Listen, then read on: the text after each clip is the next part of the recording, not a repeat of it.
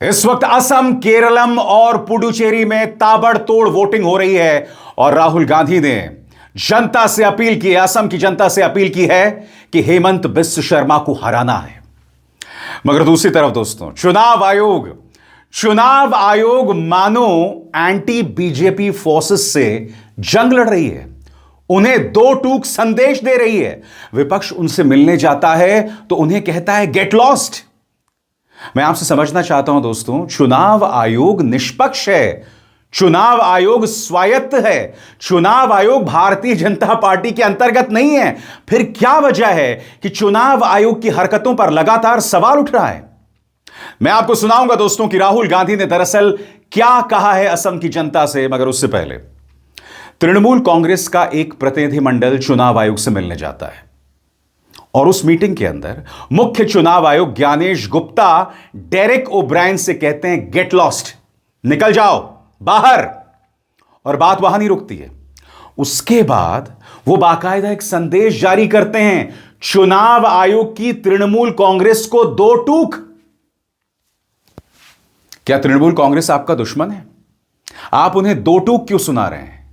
आप एक सीधा सा बयान दे सकते थे कि इस बैठक में यह हुआ, मगर आप उन्हें दो टूक सुना रहे हैं, जिससे पता चलता है कि आप कितने निष्पक्ष हैं, आप किस तरफ झुके हुए हैं। और मुद्दा क्या है मैं आपको बताता हूं दोस्तों। तृणमूल कांग्रेस क्यों मिली थी? तृणमूल कांग्रेस इसलिए मिली थी कि नंदीग्राम में chief electoral officer Manoj Agrawal जाते हैं और जब वो नंदीग्राम में यात्रा कर रहे होते हैं तो उनके साथ भाजपा का एक नेता होता है। अब मुझे दो तस्वीरें दी गई हैं और ये तस्वीरें मुझे तृणमूल कांग्रेस से ही मिली हैं। यहां पर मैं आपको दो तस्वीरें दिखाना चाहता हूं। यहां बताया जा रहा है कि ये हैं सीईओ वेस्ट बंगाल मनोज अग्रवाल, और जिस व्यक्ति को लाल सर्कल किया गया है यह व्यक्ति तपन कुमार है, जो कि एक भाजपा का नेता है। अपने पूरे स्क्रीन पर एक के बाद एक इन तस्वीरों को देखिए। पहली तस्वीर आप देख रहे हैं, एक व्यक्ति जो है जिन्होंने एक नेहरू जैकेट पहना हुआ, यह है मनोज अग्रवाल जो कि सीईओ हैं वेस्ट बंगाल के, और पीछे व्यक्ति जो दिखाई दे रहा है वह है तपन कुमार, तृणमूल कांग्रेस के मुताबिक। और फिर दूसरी तस्वीर में आप देख रहे हैं लोगों से घिरे हुए मनोज अग्रवाल और उनके पीछे तपन कुमार दिखाई दे रहे हैं। यही मुद्दा लेकर गए थे तृणमूल कांग्रेस के नेता, मगर उन्हें गेट लॉस्ट कहा गया। सुनिए डेरेक ओब्रायन ने क्या कहा। I want to tell you what the election commissioner chief election commissioner told us within 7 minutes of the meeting. Get lost. This is what the chief election commissioner told the Trinamool Congress delegation. Get lost का हिंदी क्या होता है? निकल जाओ यहां से, निकल जाओ यहां से। ये इलेक्शन कमिश्नर बोला लास्ट में, तो हम निकल जाए। हम लोग निकल आए। We are the second largest opposition party in parliament. কি বলেছে ইলেকশন কমিশন? 7 মিনিট মিটিং করেছে। তারপরে আমাদের কি বলেছে? আমাদের বলেছে 4 জন সাংসদকে বলেছে এখান থেকে বেরিয়ে যাও।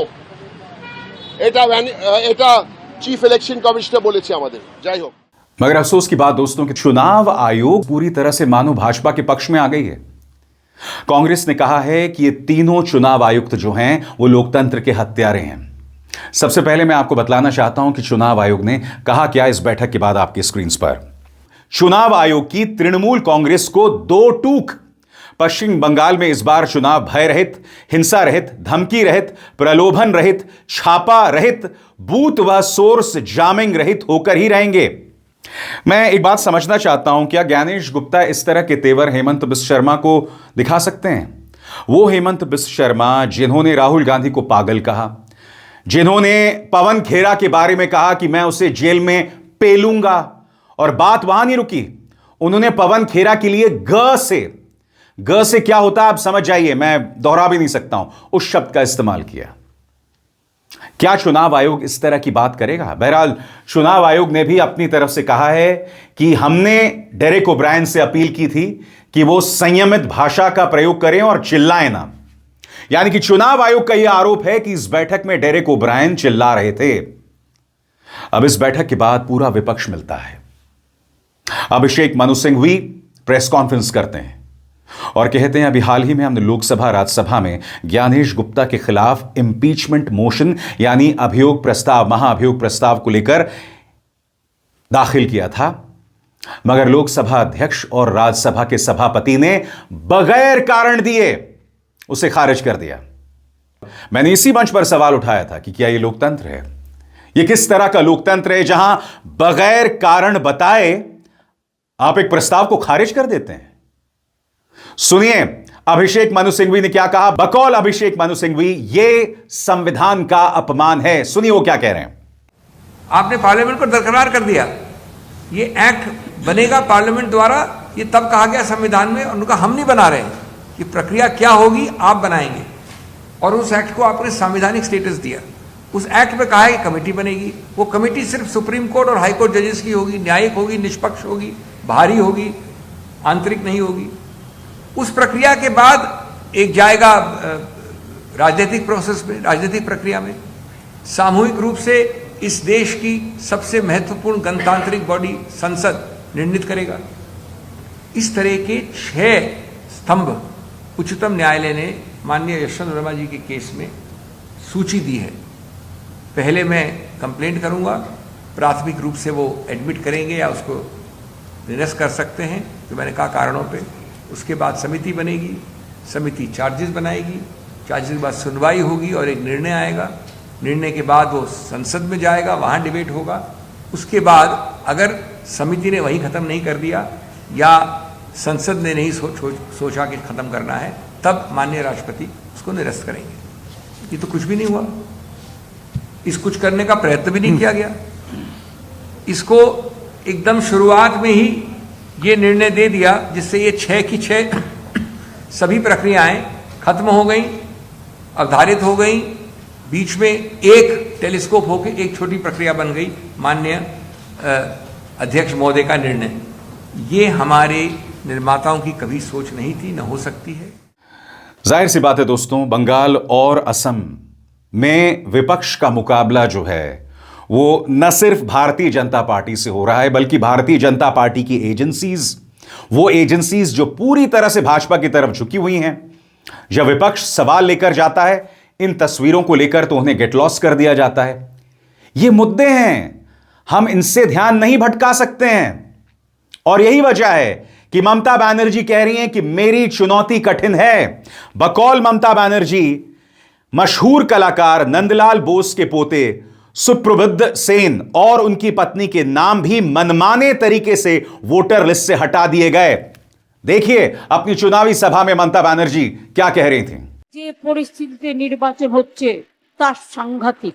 এত মানুষের নাম কেটেছে, দেখে দেখে উকুন বেঁচেছে, এত মানুষের নাম বাদ দিয়েছে, মা বোনদের নাম বাদ। যার বাড়িতে বসে মোটা ভাই খাবার খেয়েছিলেন সেই পরিবারের নামও বাদ। আমার কনস্টিটিউশনে প্রায় 62,000 সম্ভবত নাম বাদ দিয়েছে। তাতেও কিছু যায় আসে না। শুনুন, একটা ভোট থাকলেও সে ভোটটা তৃণমূল কংগ্রেসের বাক্সে পড়বে, জোয়া ফুলের বাক্সে পড়বে, বিজেপির বাক্সে পড়বে না, অন্য কোনো দলের বাক্সে পড়বে না। इंतजार कीजिए, मैं आपको बताऊंगा। पूरा विपक्ष जो है वो चुनाव आयोग के सामने आ गया है, खुलकर चुनाव आयोग के पक्षपात पर सवाल कर रहा है। मगर अब मैं आपको सुनाना चाहता हूं राहुल गांधी, क्योंकि असम में कांग्रेस एक कठिन चुनौती का सामना कर रही है। असम में हुआ क्या है दोस्तों, एक तरफ मुख्यमंत्री हेमंत बिस्वा शर्मा जो सांप्रदायिक तौर पर भड़काऊ बयान देते रहते हैं, उन पर कोई कंट्रोल नहीं है। दूसरी तरफ डीलिमिटेशन के बाद जिस तरह से विधानसभा की सीमाएं बदल दी गई हैं और उसने असम के राजनीतिक चरित्र को पूरी तरह से बदल दिया है। ये तमाम चुनौतियां हैं और इस मौके पर राहुल गांधी ने जनता से अपील की है। सुनिए राहुल गांधी क्या कह रहे हैं असम की जनता से। असम के भाइयों और बहनों को नमस्कार। यह चुनाव सिर्फ सरकार बदलने का चुनाव नहीं है, यह हिंसा, नफरत और भ्रष्टाचार को मिटाने का चुनाव है। असम के चीफ मिनिस्टर हिंदुस्तान के सबसे भ्रष्ट चीफ मिनिस्टर हैं। उन्होंने भ्रष्टाचार की सारी सीमाएं तोड़ दी हैं। ये बात पूरी असम जानता है। असम का बच्चा बच्चा इस बात को गहराई से समझता है। कांग्रेस पार्टी आपको गारंटी देने जा रही है। सबसे पहले गारंटी, 100 दिन के अंदर जुबिन गर्ग और उनके परिवार को हम न्याय दिलवाएंगे। दूसरी गारंटी, असम को एक नया हेल्थ इंश्योरेंस सिस्टम, जिसके माध्यम से हर परिवार को 25 लाख रुपए स्वास्थ्य के लिए, इलाज के लिए मिलेंगे। जो हमारे सीनियर सिटीजन्स हैं उनके लिए हम एक नई मिनिस्ट्री बना रहे हैं और हर महीने उनको 1250 रुपए पेंशन में दिलवाएंगे। जो महिलाएं हैं उनको अनकंडीशनल बैंक अकाउंट में ट्रांसफर, कैश ट्रांसफर, और 50,000 रुपए नया बिजनेस चालू करने के लिए सरकार देगी। और 10 लाख लोगों को हम परमानेंट पट्टा, मियादी पट्टा देने जा रहे हैं। आपके चीफ मिनिस्टर आपसे जमीन छीनते हैं, हम आपको जमीन का अधिकार देंगे। हमारे कैंडिडेट्स को आप समर्थन दीजिए, हर कैंडिडेट को जिताइए और कांग्रेस पार्टी की गठबंधन की सरकार असम में लाइए। बहुत बहुत धन्यवाद। जय हिंद, नमस्कार। स्वतंत्र और आजाद पत्रकारिता का समर्थन कीजिए, सच में मेरा साथी बनिए। बहुत आसान है दोस्तों, इस ज्वाइन बटन को दबाइए और आपके सामने आएंगे ये 3 विकल्प, इनमें से एक चुनिए और सच के इस सफर में मेरा साथी बनिए। मगर जैसे मैंने बताया ना, विपक्ष का मुकाबला सिर्फ भाजपा से नहीं है, उनकी एजेंसीज, उनकी पुलिस, उनका इनकम टैक्स, ईडी, इसके अलावा चुनाव आयोग खुद। आपकी स्क्रीन पर अखिलेश यादव, बकौल अखिलेश यादव, भाजपा के लिए काम कर रहा है चुनाव आयोग। और मैं आपको बतलाना चाहता हूं, अरविंद केजरीवाल ने भी चुनाव आयोग पर प्रहार किया है। चुनाव आयोग ने यह जो ट्वीट किया है, सोशल मीडिया हैंडल एक्स पर यह जो बयान जारी किया, जिसमें उन्होंने कहा चुनाव आयोग की तृणमूल कांग्रेस को 2 टूक, इस पर अरविंद केजरीवाल ने कड़ा प्रहार किया है। बकौल अरविंद केजरीवाल, अब यह कहने की जरूरत नहीं कि चुनाव आयोग सीधे बीजेपी से निर्देश लेकर और बीजेपी के अंडर में काम कर रहा है। यह अब जग जाहिर है और बेहद दुर्भाग्यपूर्ण है। कम से कम ऐसी भाषा के ट्वीट करके इतने अहम संस्थान की इज्जत तो सरेआम मत उछालिए। सबसे शॉकिंग बात दोस्तों, चुनाव आयोग को इस भाषा को हटा देना चाहिए था, मगर अभी भी बदस्तूर वही बनी हुई है। याद कीजिएगा, जब राहुल गांधी ने ज्ञानेश गुप्ता पर प्रहार किया था तो किस तरह से ज्ञानेश गुप्ता हमला कर रहे थे राहुल गांधी पर। उस वक्त इन्होंने राहुल गांधी के खिलाफ जंग छेड़ रखी थी। इससे ज्यादा शर्मनाक बात कुछ नहीं हो सकती है दोस्तों। आप जानते हैं, मुझे कभी कभी लगता है कि जो भाषा यहां पर चुनाव आयोग ने इस्तेमाल की है, ऐसा लग रहा है कि भाजपा के जो संचार प्रमुख है ना, अमित मालवीय, उन्होंने अपना अकाउंट बदलकर यह बयान जारी कर दिया। यानी कि साफ तौर पर इसमें भाजपा के तेवर, भाजपा आईटी सेल के तेवर यहां दिखाई देते हैं। और इसी मुद्दे पर जेएमएम ने करारा तंज कसा है चुनाव आयोग और भाजपा पर। जेएमएम क्या कह रहा है, गौर फरमाएं। चलिए, गलती सबसे हो जाती है। भाजपा वाली ट्वीट चुनाव आयोग के हैंडल से गलती से हो गई, तो इसमें इतना हाय तौबा करने की क्या जरूरत है। चुनाव आयोग के पास चुनाव कराने के अनुभव की कमी के कारण भाजपा से मदद ली जा रही है, इसमें इतनी बड़ी बात क्या है। यह तंज है साहब यह तंज है, इसे गंभीरता से मत लीजिएगा। बहरहाल सुप्रिया सुनेत ने करारा प्रहार किया है और वो कह रही हैं कि इन तीनों लोगों ने कहीं ना कहीं लोकतंत्र की हत्या कर दी है और बाकायदा वो उनका नाम ले रही हैं, बकौल सुप्रिया सुनेत। वो कहती हैं Gyanesh Gupta, S S. Sandhu, Vivek Joshi are murderers of democracy. This needs to be said and remembered. इसे याद रखा जाना चाहिए। और कहीं ना कहीं ज्ञानेश गुप्ता को भी समझना पड़ेगा कि आप अपनी क्या विरासत बनाना चाहते हैं। यकीनन ज्ञानेश गुप्ता अमित शाह के साथ काम कर रहे थे जब वो गृह मंत्रालय में थे, तो रिश्ते उतने पुराने हैं, मगर मुद्दा वो नहीं है। आपको निष्पक्ष होना है। आपके तेवर हमने देखे थे राहुल गांधी के खिलाफ, अब आपके तेवर तृणमूल कांग्रेस के खिलाफ कैसे हैं, पूरी दुनिया देख रही है। आप करना क्या चाह रहे हैं साहब। और जैसे मैंने कहा, ऐसे में चुनाव का क्या फायदा हो जाता है। मैं फिर भाजपा से और उनके अंध समर्थकों से कहना चाहता हूं, ऐसे में अगर आप चुनाव जीत भी जाएं तो उसके क्या मायने हैं, बताइए क्या मायने हैं। जब आपने सिस्टम को हैक कर दिया है, इन्हें ईवीएम हैक करने की जरूरत नहीं है, इन्होंने सिस्टम को हैक कर दिया, जहां पूरी एजेंसीज इनकी मुट्ठी में है। चुनाव आयोग की भाषा आप लगातार देख रहे हैं, जिस पर विपक्ष लगातार हमला कर रहा है। मजाक बनाकर रख दिया इन्होंने चुनावों को दोस्तों। इससे बड़ी त्रासदी कुछ नहीं हो सकती। और इस मंच पर हम लगातार चुनाव आयोग को जवाबदेह बनाते रहेंगे। अभिसार शर्मा को दीजिए इजाजत। नमस्कार।